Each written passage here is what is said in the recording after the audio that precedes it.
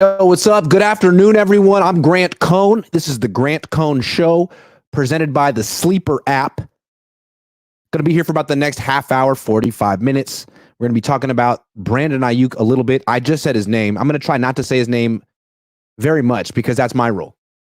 But the wide receiver who shall remain nameless is back in the 49ers facility, back in the news. And it seems like he might be getting an extension rather soon. I'm not sure which side caved, the wide receiver side or the 49ers side, but it looks like they're going to get something done. Now, last year, the 49ers absolutely caved with Nick Bosa. They made this whole big song and dance about the negotiation and dragged it out, drug it out. Well, I don't know what the right past participle is, but they took a long time to get it done. And then when they finally got it done 4 days before the season started, they made all of Nick Bosa's dreams come true. They gave him the entire chocolate factory and the great glass elevator, which can go any direction, left, right, horizontal, diagonal. That belongs to Nick Bosa now. All the Oompa Loompas as well. That's what the Niners gave him. So did the Niners cave? It's not done yet. But if you saw Brandon Aiyuk in the little video, he seemed like he was in a good mood. So best guess as to what he's going to sign for. Jesse Naylor put out a tweet making a very good educated guess. He says $28 million per year on average with about $45 to $50 million guaranteed, I believe, if I remember correctly. I like that guess. If that's exactly what it ends up being, and I have no reason to think that it's not, because Jesse's really good at guessing, as you see weekly when we make our sleeper picks. Our sleeper picks are really good. As you can see, $28 million a year would be a concession from Brandon Aiyuk. That's a little bit less than he probably thinks he's worth. On the other hand, $45 to $50 million guaranteed would be a concession from the 49ers. Because that's a lot more than Amon-Ra St. Brown got guaranteed. That's closer to what A.J. Brown got. And A.J. Brown has been an elite wide receiver since he got in the league for about 4-5 straight years. And Aiyuk has ascended into an elite receiver recently. So if he's going to it'd be interesting if that's how the negotiation went down. The 49ers saying, look, Brandon, we know you're worth $30, $31, $32 million a year on the market, but we can't afford that. We have to give Brock Purdy this crazy extension next year, and we just don't have the money. So, first of all, sorry. Second of all, we can offer you a lot. If you could just accept $28 million a year, that would work in our salary structure, and it would set your family up for generations, and it's not a slap in the face.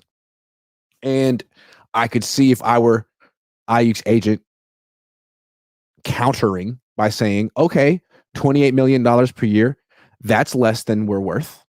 So what are you going to do for us? What concession are you going to make for us?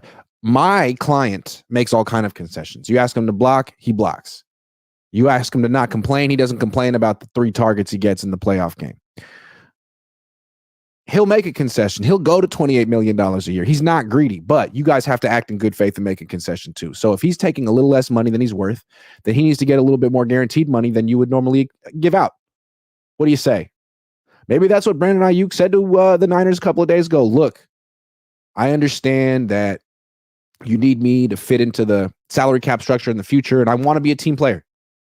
I want to take care of you, and I want to play with Brock Purdy. But you got to take care of me too. And if I'm going to be making $28 million a year, then a lot of that has to be guaranteed. Jesse said 4 years, $28 million. That's 4 times 25 is 100. 4 times 3 is 12. So it's 112. Is that the right math? 112 with about half of it guaranteed. Not even half. That'd be fair. Now, if that's what the Niners end up giving Aiyuk and that's what he ends up agreeing to, Jesse's guess, is that a good deal? $28 million a year for Brandon Aiyuk? I mean, in one sense, in a year or two, that's going to look like a bargain because the cap keeps going up, wide receivers salaries keep going up.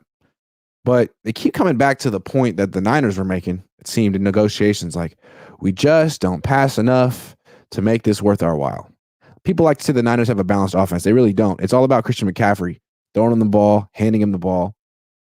$28 million a year for Aiyuk. I mean, yeah, the team doesn't get better by trading him, but in a few years when his cap number is like $35 million, because it'll be backloaded, how's that going to work? Anyway,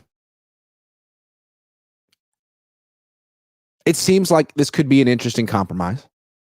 And it seems like any trade involving Brandon Aiyuk would really negatively impact the 49ers Super Bowl chances. So this seems like it would be good news. But it hasn't happened yet. What do you guys think is going to happen here? Is Brandon Aiyuk going to agree to $28 million a year and just get this over with? You know, it's funny. He has expressed all kind of emotion on social media about this. He even said he took it personal. Nick Bosa expressed no emotion, didn't say anything on social media, let his agent do his job. Bosa got all the money he wanted. Aiyuk might cave in June. Is this Aiyuk caving? I don't know. But I think when players start complaining on social media, that's not the strongest stance. Is that an indicator that they're about to break? Maybe from the Niners' perspective, when Aiyuk goes on social media and starts doing that stuff, they're like, we got him. We got him. He can't take too much more of this. Another week, he's going to agree to 28. I know it. I'd love to know what you guys think. Wyatt Himmelman says, do you think Kyle is too arrogant to ask for help during clutch moments? It seems that he is afraid to try anything different from quote-unquote his system that may actually surprise their opponents and get Super Bowl number 6. Okay, that's two different statements. Let's go one at a time. Do you think Kyle is too arrogant to ask for help during clutch moments? Yes. I think that's well established. I think his teammates would agree. I think he would agree. He's going to trust himself, even though his record in these clutch moments isn't great. Second statement, it seems that he is afraid to try anything different from his system that may actually surprise their opponents and get Super Bowl number 6. I see it differently. I feel like Kyle's issue is when he has the lead in the second half of the Super Bowl, he goes away from his system and his philosophy. His system and his philosophy is under center, motion, outside zone, play action. Run first, play action second, drop back pass third. Condensed formations, fullback on the field. When he's up in Super Bowls, all of a sudden we see uncharacteristic stuff from him, especially in the last one. Third quarter starts, they're up 7, ton of passes. Empty formation, 5 wide, no motion, no play action, straight drop back. With an offensive line that isn't built to pass protect. It's like, what are you doing? If you could just stick to being Kyle Shanahan the whole season, the Niners would have a chance. But at the very end of the race, at the very end of the climb, he turns into someone else. All of a sudden, he is Kyle Banana Hands. Because you have to admit, his motion, his shifts, his system, his philosophy, his opening scripts, all top notch. Now, he's a little too rigid with what he does, but if he could just maintain that for like 4 quarters all season, Niners might have won a Super Bowl by now. But he gets uncharacteristically, he loses himself. It's like, I don't know whether he wants to trick the defense. I mean, remember the final play of the season, 3rd and 4 from the Chiefs 9 in overtime. This is where you think, well, the season's on the line. You're going to call a concept that the Niners have executed many times with success, that something they're confident in. I mean, don't give it away, dress it up, disguise it with a new formation or a shift or a motion that makes it look different or new. But it's a concept that is your bread and butter, like flanker drive for Bill Walsh when he had Jerry Rice, something that you could feel very confident in. He goes 5 wide with Christian McCaffrey in jet sweep motion in a play action to him with Jake Brendel pulling, pretending to block for a run play. What? That's not you. That's something else. Why don't you just do something that we've seen from you before as opposed to that. Jermaine Pickett has been a member for 33 months. That's a very long time. That's like 10 years, give or take. I think it's roughly 10 years. And which is crazy because I haven't even had a YouTube channel that long. So thank you, Jermaine Pickett, for being the original YouTube member on my channel.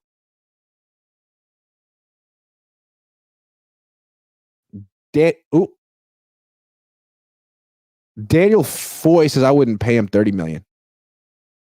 Well, you don't have $30 million to pay him, Daniel. Sorry. All right, that's enough talking about the wide receiver who shall remain nameless. Let's talk Pro Football Focus. I like their website because they try to have it both ways. They have all kind of grades and advanced statistics that they don't explain. You just have to trust them. And they have quite a good reputation because teams use their information, their data.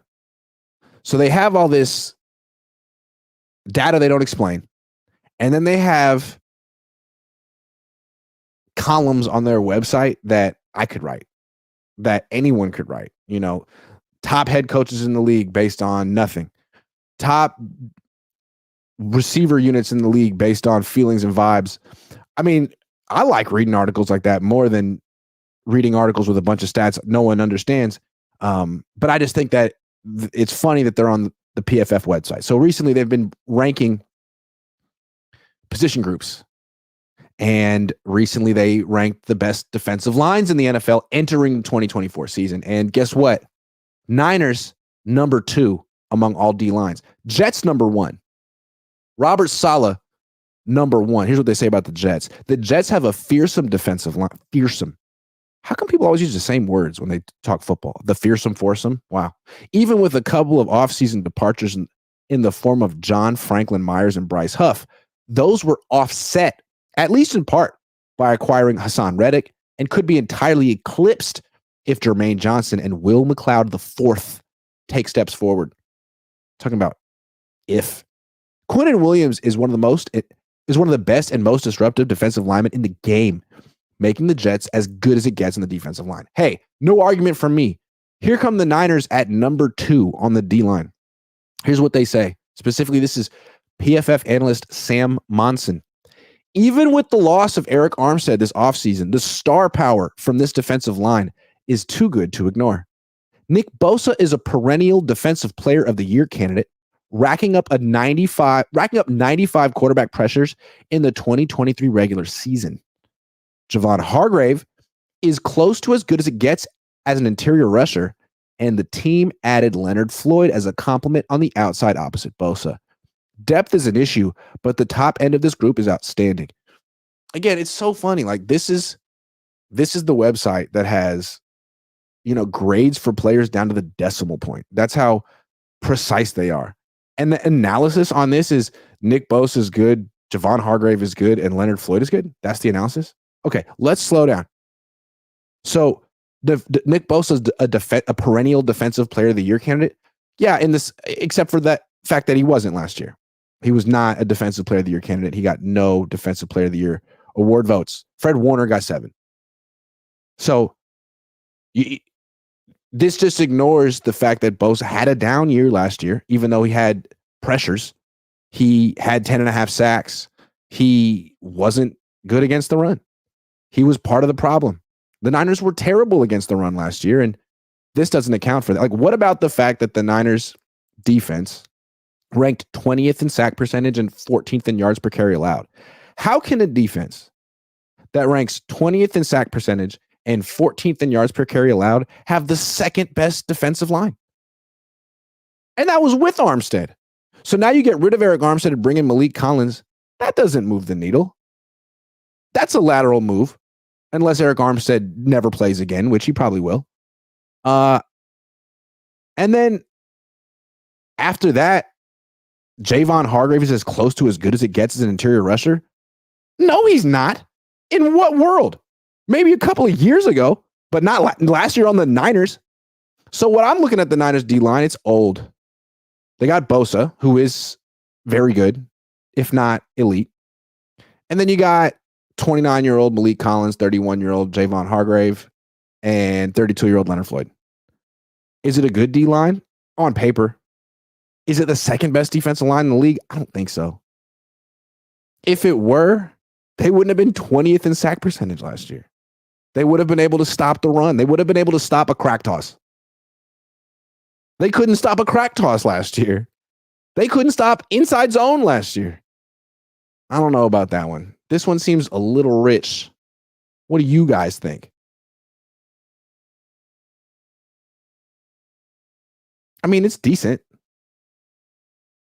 But it's essentially Nick Bosa and a bunch of older defensive linemen who have a lot to prove this year.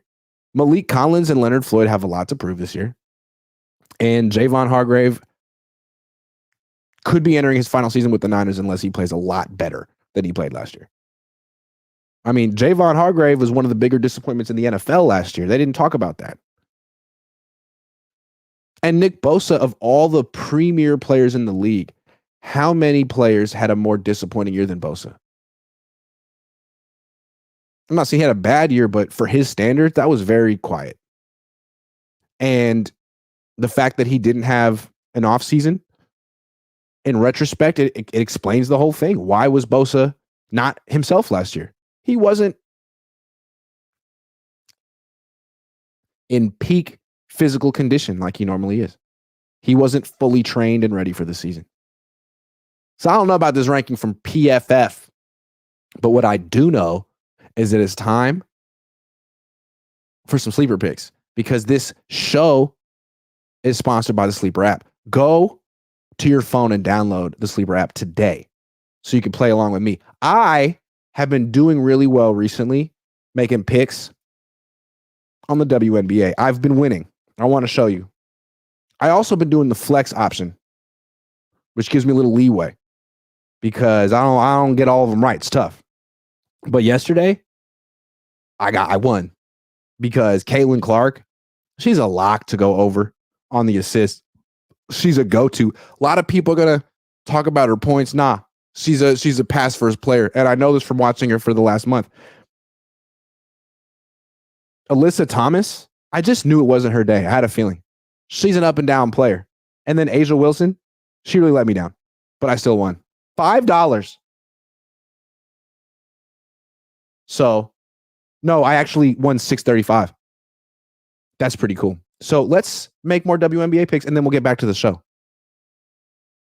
Brittany Griner, she's playing today. 33 years old, 6'9", been in the league 10 years. Had some time off in the Russian prison, not her fault. Came back in the league. So let's see what she's up to. Points, 18.5. She had 10 the last game. That scares me. But before then, she was tearing it up. Rebounds. Scares me. Not necessarily a lot. 7.5 is a lot of rebounds. I feel like 18.5 points is reasonable. She's playing the Sparks. People don't like it either. People are picking against Brittany Griner. Let's see. Pro Brittany, anti Brittany. How do I feel? 18.5 points for Brittany. I feel like you can do 18.5. What is her average? 19.5?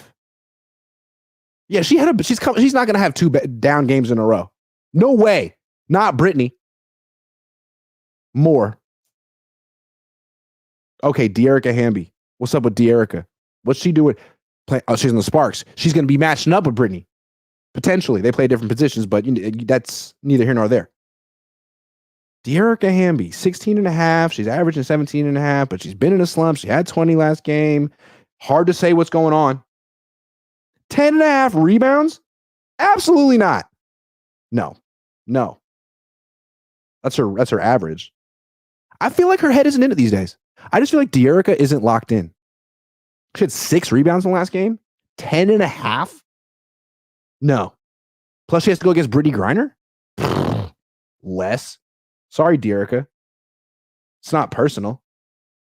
Or is it Diana Taurasi is still in the league? I knew that. 42 years old, been playing since I was in elementary school, probably. What is she averaging? 16.5 points? What a baller. 30 minutes a game at 42. I'm 36 and everything hurts, and I don't play a sport. Why am I comparing myself to Deanna? That's terrible. Assists. Oh. I like the assist one. 3.5 for the grizzled vet. 16.5 points. I don't know about that. She doesn't pass the ball very much, though. 2.5 assists a game. I don't know, guys. You don't like me making WNBA picks? Or do you just not like the WNBA? Stop being sexist, Kenny 49ers. Stop. I actually think the WNBA is more interesting than the NBA right now. And I like a league that's like an off-season league. The NFL should have like a spring league that we could do this for. I'm mad that they don't have that. So here we are with the WNBA. Diana Taurasi, 16.5 points. How do I feel? No, I'm going to be a hater on this one. 3.5 assists? And she's been passing the rock recently. I could never pick against Diana. She is just a sweetheart. Okay. Alyssa Thomas, though, I have and will pick against you. Points. 11.5. I don't know, Alyssa. It might be time. It might be time to hang it up, Alyssa. 9.5 rebounds? I mean, take your pick. 7.5 assists? Never going to happen. Alyssa Thomas, I'm so sorry, but I got to pick against you, and I'm picking against the assists. Sorry. I'm feeling good about these picks. Anyone else I feel good about? Kelsey Plume. Yes. Okay. Threes. 2.5. 2.5 points.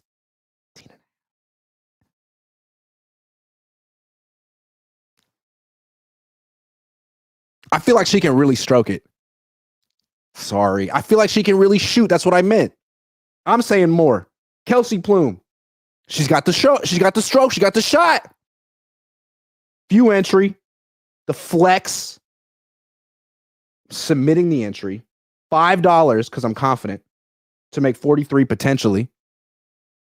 And then boom. There it is. So if you'd like to play as well, copy my picks, download the app. There's the promo code there. There's a QR code there. Promo code Cohn, COHN, to get a deposit match up to $100.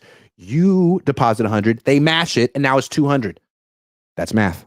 Okay, back to the show. Thank you for indulging me because I can't go more than a half an hour without looking at my sleeper app and looking at what the WNBA action. I need some action in my life. Anything for money. No, just WNBA picks for money. I draw the line at if I had to talk about hockey, I would say no. I absolutely not. They're too violent. There's too much violence in that sport. I don't approve, but we talking WNBA picks? Well, yeah, I can do that. More PFF for the weak-minded. PFF is a big fan of the 49ers. Let's just recap. Recently, in their off-season series of ranking the best units and players and coaches, they said the Niners had the best group of receivers in the league. Number one.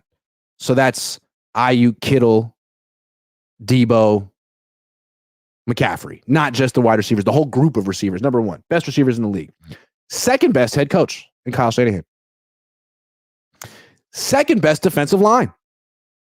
And now the second best linebacker unit, even without Dre Greenlaw. Here is what Pro Football Focus says, explaining their ranking. Now, number one is the Jets. The Jets were number one with the D-line too. Interesting what Robert Saleh's building over there. Kind of what the Niners built over here with him. Here's what PFF says about the Jets. New York rostered two of the 10 highest graded linebackers in the NFL last season. CJ Mosley and Quincy Williams were at their best in coverage, where they ranked first and second in PFF grade at the position, respectively. That's it. Kind of a understated analysis, but the Jets get the top knot. Now come the 49ers, PFF's moneymaker. Fred Warner, arguably the best linebacker in the NFL right now, has earned PFF grades above 80 in each of the past 4 seasons. The 49ers would have a case for the number 1 spot if not for Dre Greenlaw's injury in the Super Bowl, making his availability to start the 2024 season a question mark. But in signing Devondre Campbell, who has earned PFF grades above 65 in each of the past 3 seasons, they have given themselves a cushion. A cushion. They would have been number 1 with Greenlaw, but Greenlaw's out, and so now they're number 2 because they have Devondre Campbell. Because Devondre Campbell got good PFF grades. Not bad PFF grades. Okay. This seems generous. I mean, forget the fact that 3 linebackers start, and they didn't talk about we don't know who the 3rd linebacker is going to be. It could be Demetrius Flanagan Foles, who's a special teams player, or it could be D. Winters, who hasn't ever played. And he might be great, but Devondre Campbell makes everything cool. I don't know. He's like 32 years old, and he was on some defenses that got gashed in the run the last few years, and the Niners need to improve their run defense, and that's not necessarily what he does best. He's better in coverage. So feels a little generous. Dre Greenlaw is really important. And if losing him should knock them down significantly. Like, he's half of the group.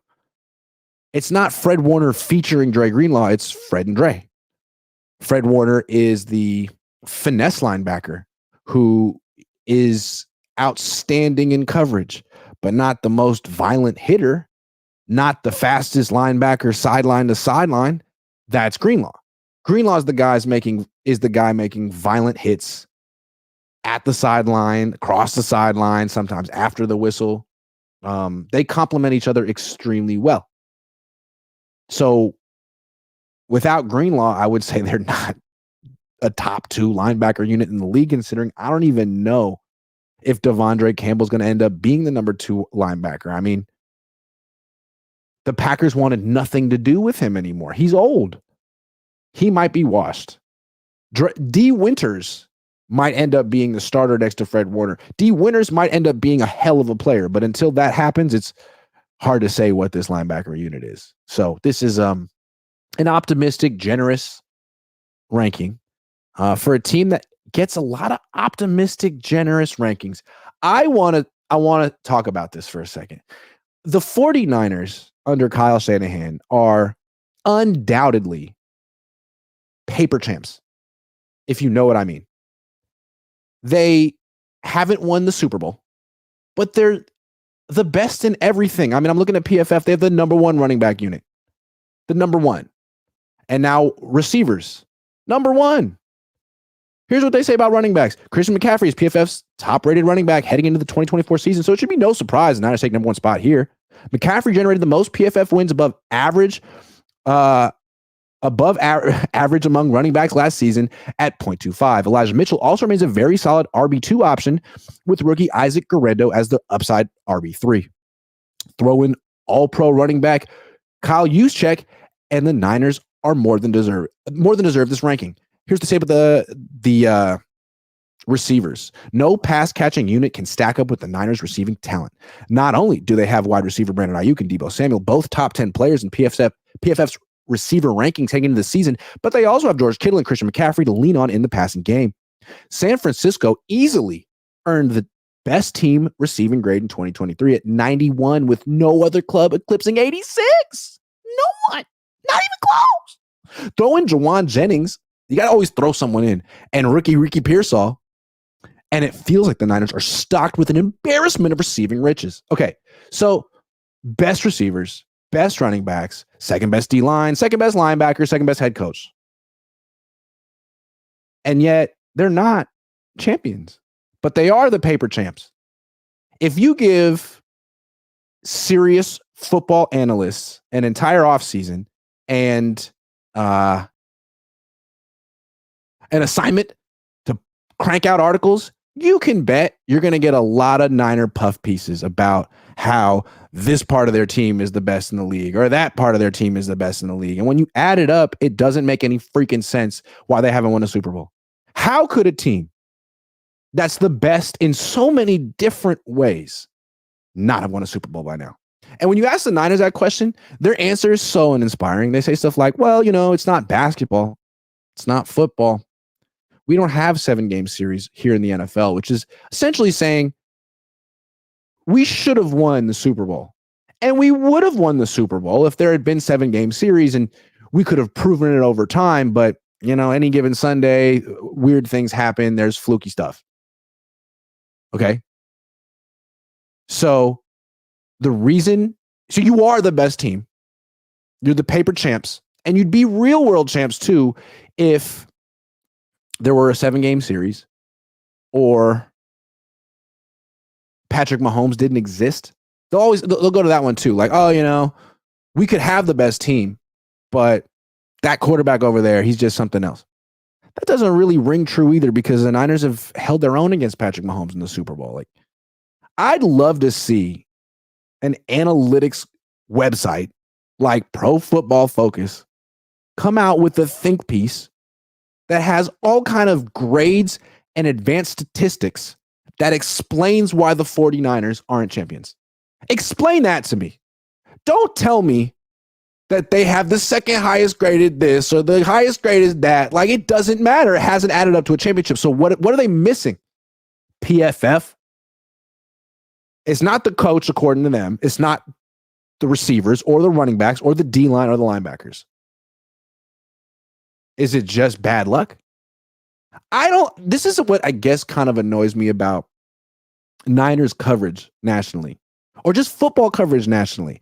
It's this phenomenon. If you want to seem smart, like I'm a cut above the rest of the rest of the people, the average Joes breaking down football, I can explain to you why the 49ers are the best team in the NFL, even though they haven't won a championship.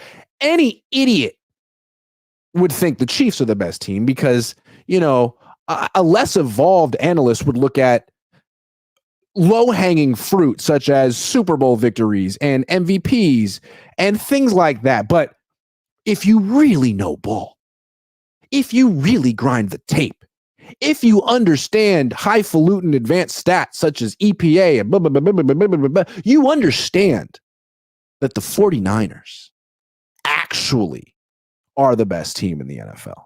And, judging teams based on rings and trophies is just so 2004. Back before we had, all of this analytics. It's kind of annoying. They're the paper champs. Can anyone else tell me a team that was a paper champs like the Niners or an athlete, a tennis player, a golfer, a race car driver? Who was someone that was universally regarded as the best at their craft and they didn't have the rings to back it up and no one questioned it? And when you do question it like me, people are like, you're such a jerk. Everyone agrees that this team is elite in every facet. And if they keep sticking to plugging away, they'll get one eventually. Who else? Like, I see like the Houston Rockets. No one ever said the Houston Rockets were the best team in the NBA. They were a contender, but it was always the Warriors. When the Warriors were dominating, everyone said they're too good. It's unfair. They're too good. They're a super team. Give me an example of a team or an athlete who was universally regarded as the best in their league, even though they never won a championship or won one eventually. I guess Michael Jordan back before he won the finals when he was 27. 90s Buffalo Bills. The Buffalo Bills were never considered the best team in football. That was the Cowboys, who they lost to. The Cowboys were the juggernaut. Like the Niners are like the early 90s Cowboys, except if they would have lost to the Bills in the championship, in the Super Bowl. That's the Niners. And the fact that they're not like, there should be some disdain with that. Like that's not something to be proud of. You have all this, the Niners have an embarrassment of riches, right? They just wrote that. PFF used that cliche. They're like, yeah, I like that. Let's go with cliche 17. Embarrassment of riches. The Niners have that. And they can't win? And they're the best team? Who else? The Niners are the paper chasers. No, that's me. The Celtics before this year? Were the Celtics really considered the best team in the NBA? I feel like maybe. Bills in the 90s. Grant, stop yapping. You're literally on my show. If I stop yapping and just sat here, you would leave. But you're here because I yap. I yap, therefore you watch. It's Cowboys. No one considers them the best. I'm mad today. The Dodgers. They did win that one championship during the bubble, though, right? During during COVID season. But other than that, they just blow it every year in the playoffs. But most people consider the Dodgers the best team in baseball. Because if it's not the Dodgers, then who is it? Okay, thank you. There's something to that. Although that team freaking won a championship. Which is why I feel like the Niners are just unprecedented. But that's a good call. Barry Sanders. When I said athlete, I was talking like individual sport. A golfer, a boxer, a fighter, someone who was considered pound for pound the best, whatever, the best race car driver, but they never actually proved it.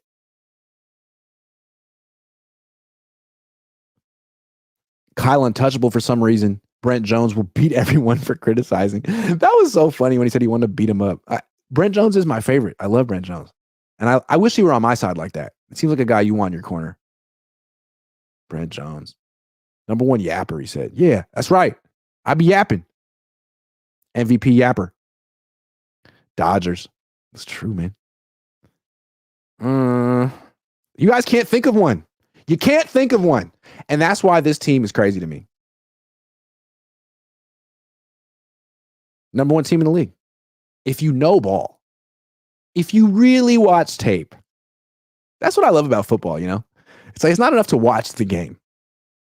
It's not enough to watch it on TV. You have to watch the coach's film and look up all the advanced statistics to even come close to understanding what really happened. Oh, you just based your opinion on the final score?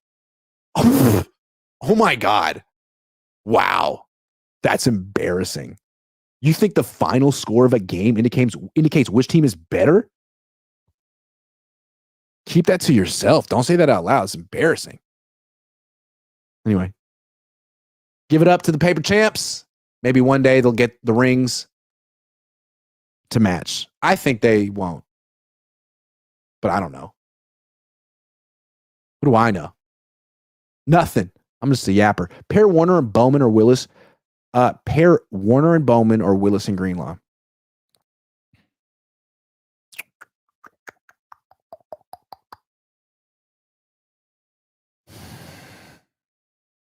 Damn.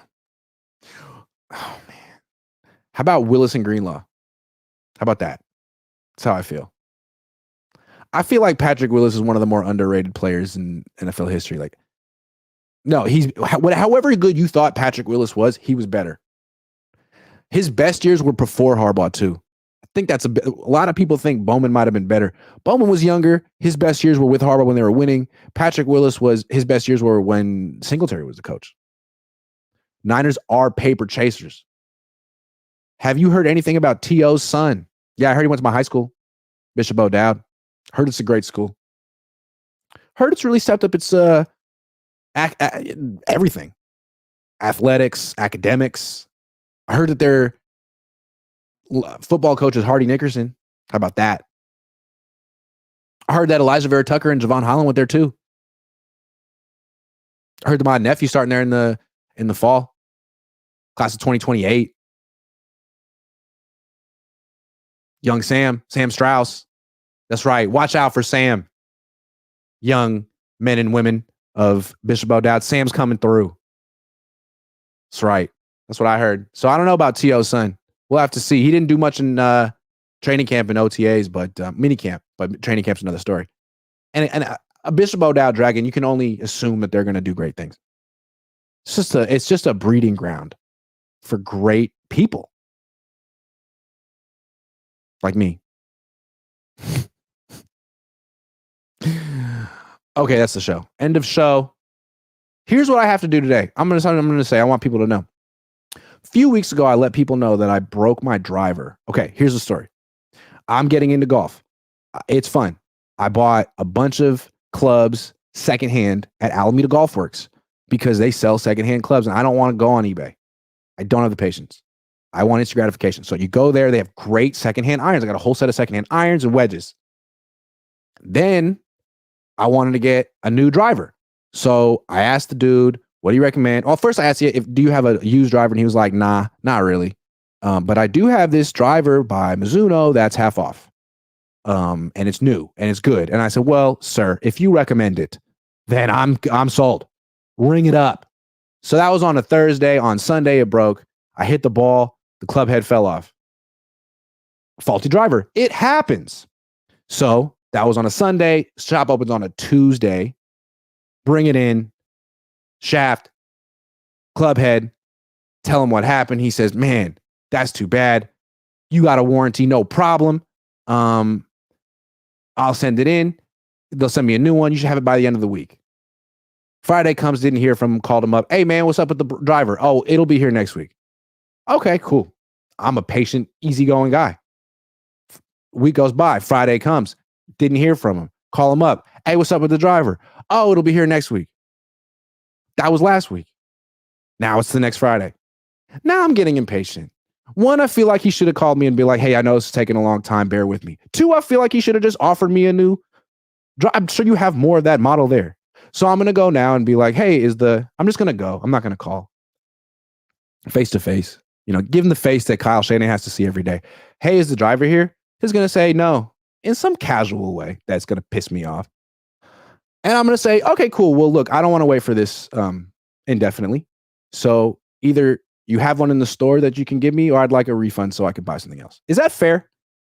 Because I want to say Alameda Golf Works took care of me. They were great. If you want to get into golf and buy clubs, go there. So-and-so at the front will take care of you. Tell them Grant sent you. I want to say that. But these last 3 weeks have been kind of discouraging. Like, yo, my summer vacation's almost over. I want to play golf. Like, I came to you. I trusted you. You recommended this thing. It was faulty. Like, what's up? So I'm not going to go in there with an attitude, but I feel like it's fair for me to say those things. Is that fair? I want a club now. And if you can't do that, I want a refund. And I could even buy another club here at your place, man. I just don't want this. I don't want to wait forever, indefinitely. And I don't appreciate that you didn't call me to tell me that this was going to take longer than you said. That's how I feel. So thank you guys for saying it's fair. And I hate to be like the guy, be like, I'm going to tell my YouTube audience that you didn't take care of me. But I just kind of did that. And I hope I have a happy ending to this story in like an hour because I'm angry. Can't see it, but I'm angry. Don't mess with me. Don't you freaking mess with me. Because you wouldn't like me when I'm angry.